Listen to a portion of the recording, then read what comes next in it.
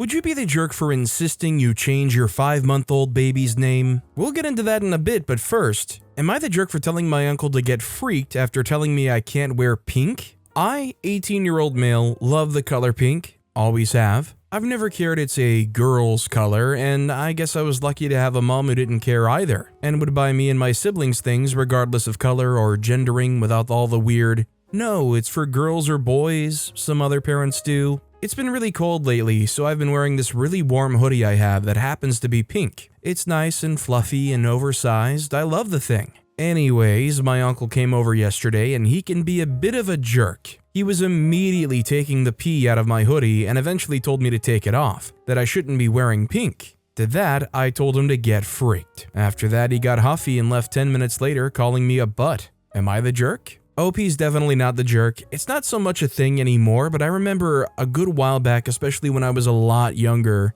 there was kind of a stigma about like earrings and guys wearing earrings, especially what side they were on. Stuff like that, nail polish, what color clothes you wear. I mean, let's just call it what it is. It's just homophobic, right? People who see other people that they feel they're supposed to recognize themselves with doing things that they wouldn't do, and all of a sudden irrationally being afraid that like their identity is under attack or something. Character Put 864 wrote, "Not the jerk. My partner wears nail polish on purpose in front of his father just to annoy him, and because he likes it, but mostly to annoy the old man. Maybe you should get into nail polish too. Make it fun. People like your uncle deserve to be annoyed." OP responded saying, "I got some nail polish laying around, might do that. Normally I like my black nail polish, but might have to go pink this time. Also, hi, I'm Steven, and if you guys enjoy getting to decide whether or not all of these people are jerks, why not hit those like and subscribe buttons down below?" That said, our next story is, am I the jerk for vetoing naming my daughter after my husband's late sister because her name was the same name as someone who made my life heck for many years? My husband and I are expecting our first child together. When we met, we actually talked about names, and we're on the same page about them. He mentioned how his sister died as an infant, and he wanted to make it clear he wasn't comfortable with giving names to honor family members. I told him I understood, and when the name itself came up, I mentioned how it was a very fortunate thing he felt that way because her name, Emily, was the name of the girl who made my life heck for many years when I was younger. We didn't discuss names much since then, but did occasionally. Then when we got pregnant, my in-laws were so excited and asked if we had considered the name Emily for a girl, that they felt like it would be a beautiful way to honor their late daughter and my husband's late sister. He spoke to them 4 times about this, and after the last time he came to me and said he had a change of heart and would like to honor Emily. I told him I couldn't agree to the name for our daughter given my history with the Emily in my past. He asked me if I could go to therapy and work on accepting the name. He told me how much it means to him now and that he truly feels that it would be a great honor to both his sister and our daughter, who would get a name that means something to her family. I told him I wasn't willing to go to therapy for that. I told him we could go to therapy to discuss a way forward. He agreed. We did start going to therapy. The topic is not dropped. I did a complete veto for the name. My husband doesn't like it, but his parents are the ones who are angry. They told me I should let go of all childhood troubles, that the Emily from my past was a nasty little bench who should have never seen the light of day, but she's not the only Emily, and my daughter deserves to hold a piece of family history in her name. To have a name that means more than just something we picked because we liked it. For those who will ask about my history with Emily, I won't go into all the details. But the police were involved as we got older. She was arrested twice for the stuff that was going on. I didn't have a family to support me and was left open to someone who hated my guts for a decision out of my control made by a teacher in the 2nd grade, making us seat buddies. It didn't actually end until she was permanently expelled from school when we were 17. I did go to therapy after this, but I still have bad memories and an awful association with the name Emily. So, am I the jerk? OP's pretty obviously not the jerk here, and admittedly I'm not an expert on therapy, but I just can't imagine even with lots and lots of therapy that you'll ever really be able to unassociate the name Emily from the person who tormented you so much. I mean, it sounds like it's a pretty core memory. It's like trying to forget what the word COVID is attached to. Just go to therapy and work through it. Will Watsov wrote, "Not the jerk. I always find it weird when families want people to name kids after other dead family members. It's putting all this history and feelings onto a child who should have a blank slate to be their own person. Anyway, the naming of a kid has to be one that both parents are happy with. If either of you don't like the name, it's wrong to try and force the other to be okay with it. OP responded saying, I never had strong feelings either way, but for years my husband did and he did not agree with it. I know the change of heart came from talking to his parents and I respect that everyone feels differently on the topic. I just wish he could respect where I come from and agree we need to continue as we were planning to originally. Our next story is, am I the jerk for telling my dad's mistress and now wife that she's disgusting and repulsive to try and use a kid to her advantage during her affair? My dad had an affair with my mom's supposed best friend Cheryl. 3 years ago, Cheryl pulled me, 15-year-old male, aside and told me about the affair and that she wanted my help to make my siblings still love her when they found out. She was someone we were all close with. I'm the baby of the family and the favorite of everyone, which I don't see as true, but it's a bit of a joke. And I am the baby, so I do get people looking out for me more. This is something Cheryl tried to use to her advantage. She put me in the worst position by telling me about the affair because she hoped my siblings would love me too much to hate her if I told them not to. I was so angry at her and at dad. I didn't want to be the one to tell mom. I didn't want to see her break down, but I knew I needed to. Mom was furious, more at Cheryl for involving me than the affair at first. My dad defended Cheryl and said she had known me my whole life and should be allowed to confide in me. It turned into a really big fight. My siblings hated them more for trying to involve me too. During the divorce, we all said we wanted to stay with mom. The judge ruled that I had to go to my dad's until I was 14. So for 2 years, I had to go to dad's house every other week. I made it my mission to make life harder for them that whole time. I refused to go along with the happy family crap they tried to pull, which only got way worse when Cheryl was pregnant and they wanted to do a pregnancy reveal with me in it. And I said no. After the baby was born, they thought I would soften and would want to know their baby. I didn't. The last time I was at their house, Cheryl was pregnant again. I turned 14 and stopped going. I refused to answer texts from them either. Can't block my dad until I turn 18. My siblings have them both blocked and they refuse to engage with them. Cheryl and my dad's families are living closer to them now and both ask about us and why we're not around. Dad's family have tried to reach out and get me to reconcile, but I told them it would not happen and I hate my dad. Cheryl confronted me while I was at the mall the other day. She followed me into different stores and said I have 2 younger siblings I should know and that I loved her before, so I should stop punishing her and dad and start being more respectful. I had enough when I realized she wasn't going to walk away, and I told her she's disgusting and repulsive for trying to use me to her advantage. A 12-year-old kid when she was having an affair with dad. I told her I would never show her any respect and she and dad could explain to their kids why they'll never be a part of mine or my siblings' lives. But I'm not going to let them guilt me into anything. She's used dad's phones a bunch since then and I've got over 100 texts already. Mom told them to stop and bullying a child after all they did makes them look even worse. Their response back was that I'm a disrespectful child who should be taught better. Am I the jerk? OP's obviously not the jerk, and they're weirdly the ones kind of lashing out here. It's sad, it's pathetic, and I don't understand why OP can't block them until they're 18. Is that actually a thing the judge can rule? You can stop seeing them when you're 14, but you can't block them on your phone until you're 18. What are they gonna do? Hold OP in contempt of court for blocking their father they don't want any part of? They're gonna personally go and make sure the cops scoop them up and force them to talk to their dad? Naked Life Coach wrote, "Not the jerk, and based on this, you can probably get an order of protection against her for harassment and your dad since his phone was used, which you should do. Then block your dad's number as well." OP responded saying, "I can't get an order of protection based on this. There's a lot of stuff you need in order to get something like that in our state. You can't get it from a couple of incidents and several texts. There has to be a big ongoing pattern or whatever." This next story is, am I the jerk for making fun of a woman's disability when she was rude about mine first? I use a wheelchair most of the time as I cannot walk more than short distances. My flatmate's girlfriend has been staying with us for a week and will be leaving in a few days because of damages at her house. She hasn't stayed here before and I hadn't met her before. She seemed fairly nice, but there were several things she did that made me feel uncomfortable, such as asking my flatmate, "What's wrong with his legs?" While I was in the same room as her, mind you, she kept referring to me as wheelchair bound and how much of a shame it was that I couldn't live normally. I asked her not to use that phrase as wheelchair bound is inaccurate in case, and it also has negative connotations that I don't agree with. The lift broke in my building. Not a common occurrence, thankfully, and I'm on the 3rd floor, so I had to work from home for a couple of days. She said it's such a shame that I'm now restricted from going outside at all because of the fact that I am wheelchair bound.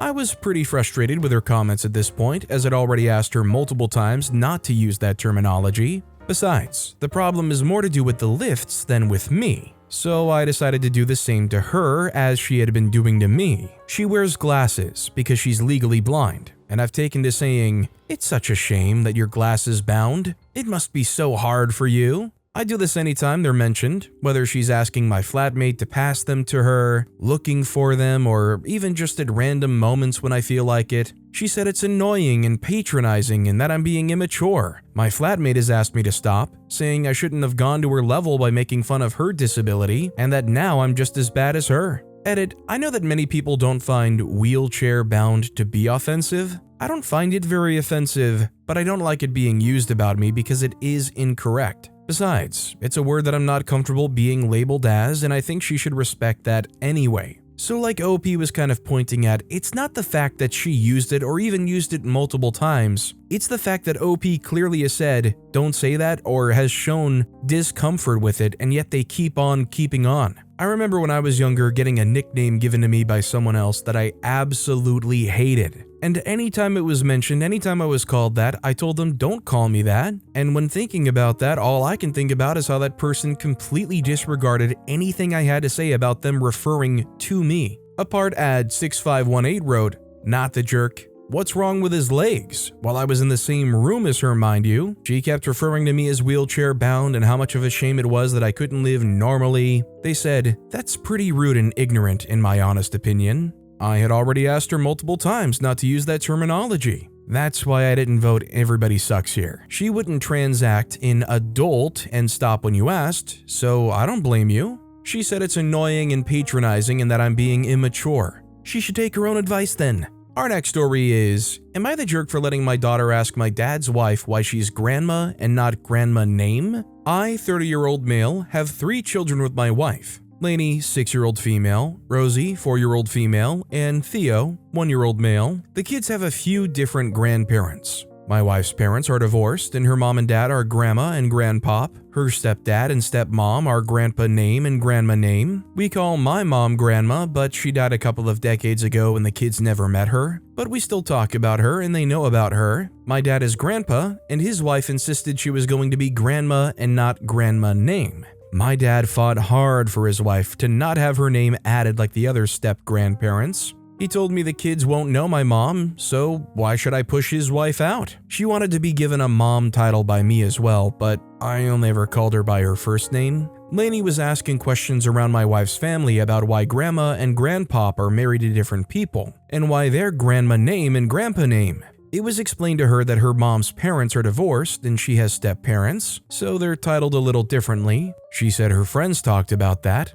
My step-in-laws said they wanted to be respectful of her biological grandparents. Last weekend, my dad and his wife stopped by, and my daughter asked my dad's wife why she's just grandma, and not grandma name like some of her other grandparents. My dad's wife told her that it's what she wanted to be called, and she felt that's what someone should call their grandma from their dad. Lainey asked her why she didn't want to respect my mom like her other grandparents wanted to respect her mom's parents by using her name too. I let her ask the questions. I said nothing, neither did my wife. This ticked my dad's wife off so bad, which ticked my dad off. They told me I should have stopped my daughter asking the questions and that I shouldn't have been okay with her claiming she isn't a real grandparent or a real parent to me. I told them I'd always been clear that I did not consider her my parent, and I was clear I wanted her to be something other than just grandma, but they insisted, and I relented for my kids' sake. They told me I shouldn't be letting my daughter question dad's wife's place in the family like she was. Am I the jerk?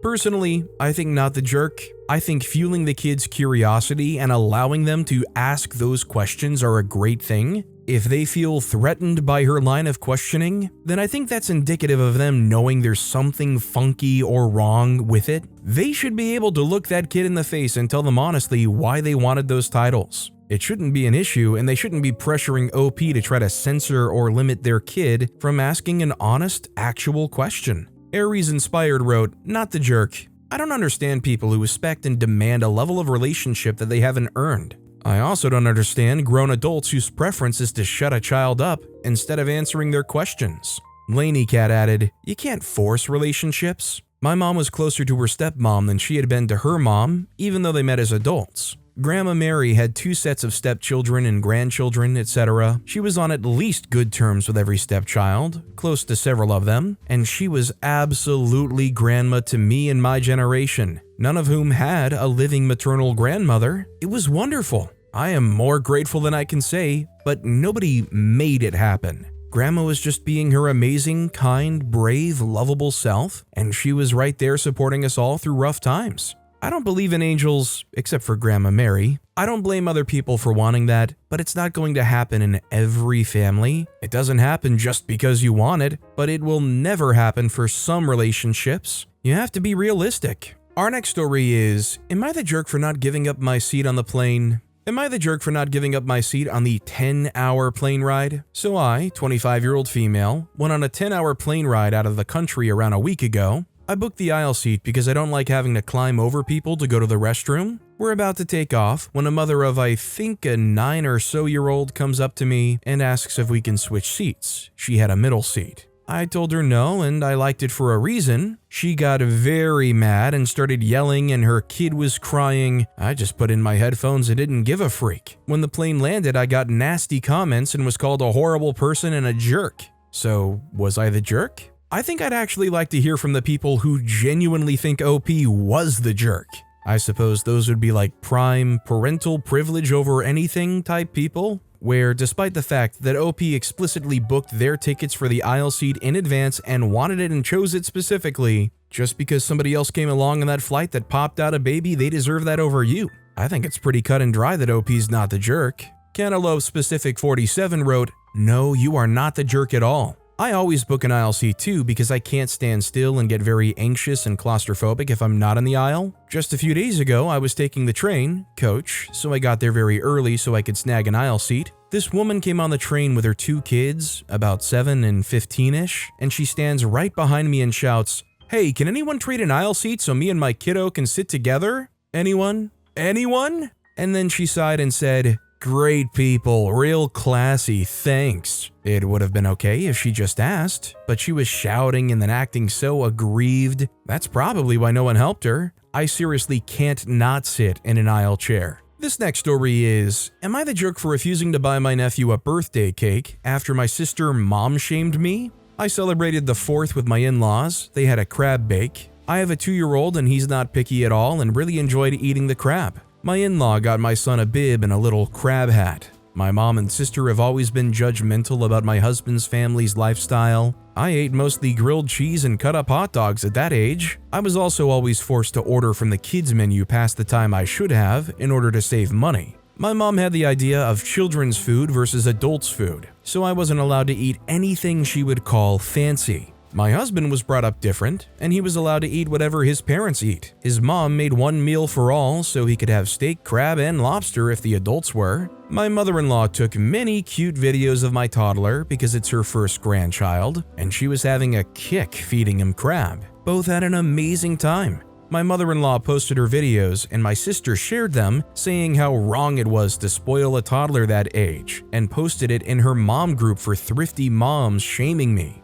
My mom also had a lot of comments about it and blocked my husband and I from seeing it. She didn't block my mother-in-law, and she saw it and was angry at my sister for speaking about her grandbaby like that. My sister and her child had a birthday coming up next week, and my husband refuses to or let me take our son. I decided not to go either after this. My mom and sister thinks I should get over it. The thing is, my husband and I was paying for the cake because both my mom and sisters are broke. He's now refusing to do that or get my nephew anything. My sister took to blasting us on social media again, calling me an ungrateful gold digger, and I'll get what's coming when my husband cheats on me and leaves me like men like him always do. I just feel bad for the nephew because he's going to miss out on having a birthday cake because the immediate people around him are awful and also broke. I don't think OP's the jerk, but I do feel bad for that kid. Peony Pony wrote, "Not the jerk. Got it. Your broke butt mother and immature sister who can't afford a cake for her child's birthday are jealous of your in-laws. Send something for your nephew and ditch the party. This poor child has nothing to do with his grandmother and mother's egregious behavior. He's just a little boy. Our next story is, am I the jerk for refusing to pay for my roommate's meal? I, 20-year-old female, have a college roommate, Michelle, 34-year-old female, who I share summer housing with in our university's dorms. Michelle is super sweet to me, and despite our age gap, we get along really nicely. It's a great dorm situation, and I think Michelle sees me as a little sister. I mostly like to cook my meals in our dorm kitchen, but sometimes I treat myself to eating out. This is where the problem started. A lot of the time, Michelle will join me to eat out, either because she's free and I want company when my friends are busy, or because she invited me somewhere and I was free to come along. Lately, Michelle had been showering me in extra attention and even paying for most of my meals when we eat out. She's super generous with her money, but has no job and is completely reliant on her parents. I always told her that it was fine and that I could pay for myself, but she always refused. One day we went out to eat at a slightly nicer sushi restaurant to celebrate being done with midterms. To put it as politely as possible, Michelle is a bigger girl, so she ordered dumpling appetizers, 5 sushi rolls, and a drink. She usually orders 2 to 3 meals per restaurant we go to. I got 1 sushi roll and water because it was $10 to $17 a roll and I'm not a big eater. When we were halfway through the meal, Michelle suggests that it's my turn to pay for both our meals. I say, "What do you mean? We never set up any kind of agreement." She got really upset, claiming that she paid for all my other meals and it was my turn to pay her back now. I told her I'm grateful that she was generous enough to pay for my other meals, but I didn't know there was an expectation to return the favor, especially because she ordered disproportionately more food than me, and I couldn't afford that much for one meal. Michelle got ticked and said something about how your parents are so rich you can afford anything, and how one meal won't break my bank. It's true that my parents are paying for my college expenses, and I'm eternally grateful that I won't end up with any debt, but they give me a strict monthly budget that covers my groceries and gas. All the money I use to treat myself comes from my summer job. I told her that and she went silent for the rest of the meal. When we were finished, I made sure to ask for separate checks, and she hasn't said a word to me since. I'm really worried that this caused a rift in our friendship. Maybe I was being unreasonable and I should have just paid for her meal. Am I the jerk? I really don't think OP's the jerk here, and OP should have said exactly what they wrote in this post. Oh, I didn't know that there was ever an expectation that I should have to pay for your meals too. I mean, OP pretty much did say that, right? Her reaction and it getting awkward is obviously all completely on the roommate, and unfortunately, they might just be the type of person that can't talk this through, can't look past it, and would rather let it ruin things than try to work through it. JRM1102 wrote, "Info, what's a 34-year-old doing living off her parents and living in a college dorm?" OP responded saying, "I haven't known her for long, but she's told me she's working on getting her degree, and there doesn't seem to be an age restriction on who can live in the dorms." Our next story is, am I the jerk for insisting we change our son's name?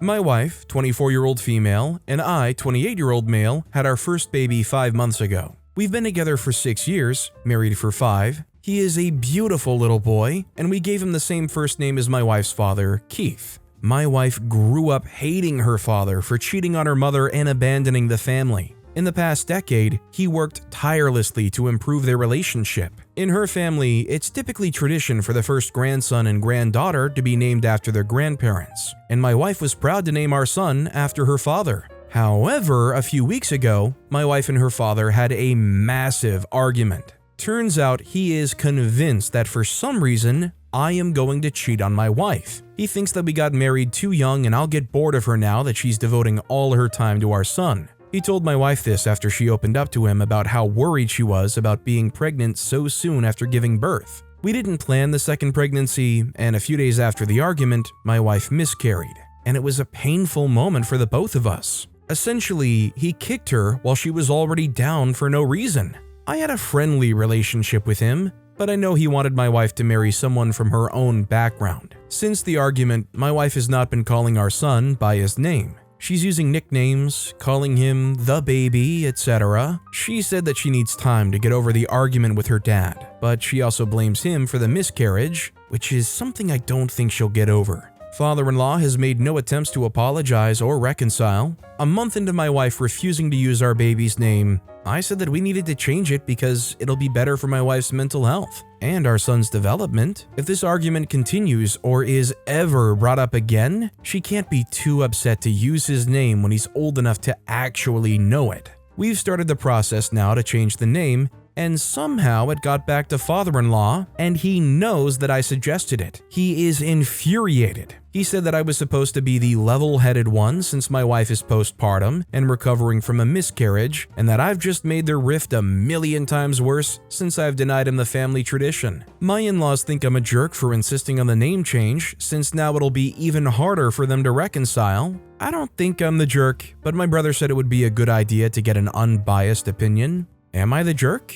OP is obviously not the jerk here, and anybody that's giving you grief at this point, especially with what you and your wife have been through, you need to just kind of ghost, silence, maybe go no contact with. I just honestly think it's not worth it. Change the baby's name, especially before they're old enough to understand it, and just try and focus on living your best life with your family, not people who want to kick you while you're down and drag you down while you're trying to crawl away still. Comfortable C2454 wrote, "Not the jerk. Your father-in-law is acting like a massively entitled jerk though." Quoting the father-in-law's comment about OP cheating on their wife, they wrote, "Father-in-law is projecting his actions onto you." Quoting how OP's wife opened up to father-in-law, how worried she was about being pregnant so soon after giving birth, how he kicked her while she was down, and that how she said she needs time to get over the argument with the dad, they wrote, "Your wife needs therapy ASAP. Her sperm donor's actions were horrible and had to have negatively affected her ability to interact with her son." Quoting OP's mention of starting the process to change the name and the father-in-law's infuriated reaction, they wrote, "Your father-in-law is making everything about him and not taking any responsibility for his part in the new estrangement."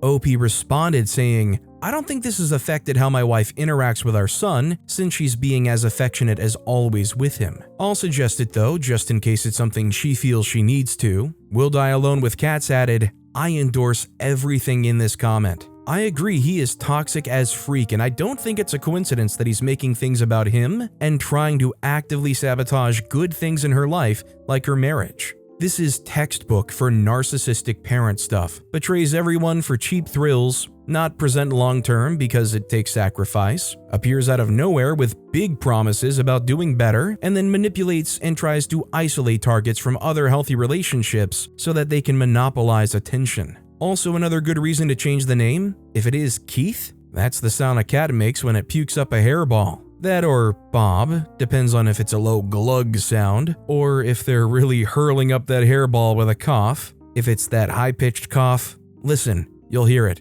They clearly say Keith. But with that being said, that's all the time we have for today. Now, if you want to hear another crazy Am I the Jerk Here story, check out that video on the left. Or if you missed my latest video, check out that video on the right. That said, I'll see you all next time with some more stories.